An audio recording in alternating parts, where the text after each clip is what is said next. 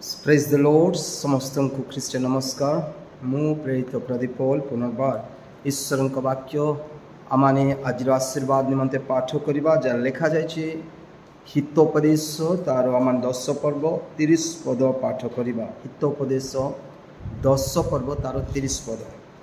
धार्मिक केबे ही गुंचा जीव नाही, मात्र दुष्ट देशवासी हेब नाही। प्रिय प्रभु को दासदासी मैंने जगह लिखा जाए धार्मिक केबे ही गुंचा जीव नाही।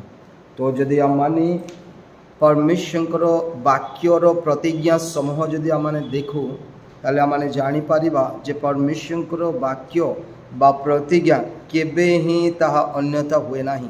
तेणु जो मैंने परमेश्वर वाक्य उपर भरोसा विश्वास करती आपा चाहे जो मैंने ख्रीष्ट यीशु को विश्वास करती आउ नाम से माने जीवन बिताती ओ पिता पुत्र पवित्र आत्मा नाम बाप्तिजित अटंती आउ यीशु को पश्चात गमन करती आउ ईश्वर को भय माने जीवन बिताती से माने कौन करा जीवे नाही ना से माने केबे हे घुंचा जीवे नाही।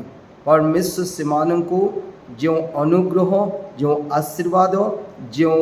आशीर्वाद देकी जगत मध्य स्थापन कर शैतान शक्ति शैतान ज्ञान बुद्धि बल केबे ही से मान को ईश्वर जो स्थान रखी तही गुंचाई पारे ना।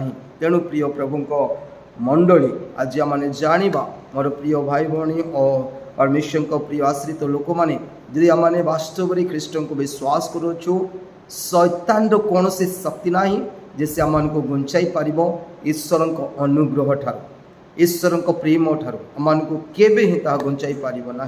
तेणु प्रभुंकर धन्यवाद हो। और जो वाक्य परमेश्वर महान व्यक्ति जे कि सलमन राजा से कहते जे से जानी अभिज्ञता से कहते आउ धार्मिक केबे ही गुंचा जीव ना। किंतु पापी लोक माने से मानकर परिस्थिति कौन हम ता मोर विषय नुहे। तेणु मुझे विषय कहूना कि धार्मिक जदि आम ईश्वर को भय मानी धर्म जीवन काटुअछु ख्रीष्ट यीशु नाम ख्रीष्ट यीशु अनुसार आउ ताहले आम माने केबे गुंचा जीव ना। मंडली केबे गुंचा जीव ना, विश्वासी केबे गुंचा जीव ना, प्रभु को अनुसरण करने लोक केबे गुंचा जीव ना। से माने जेकोसी परिस्थिति रुहत कहीं जे प्रकार लिखा जाए धार्मिक 7 थर पड़े ही उठब से प्रकार से केबे गुंचा जीव ना। जो पड़े परमेश्वर ताको पुनर्वास से जगह स्थापन करेंगे उठेबे। प्रिय प्रभु को दासदासी तेणु परमेश्वर को धन्यवाद हो। यीशु ख्रीष्ट मध्य दुख उठेले मृत्युवरण कले आ तृतीय दिन पुनरुत्थित हेले केबे से गुंचा जाई ना गुंचा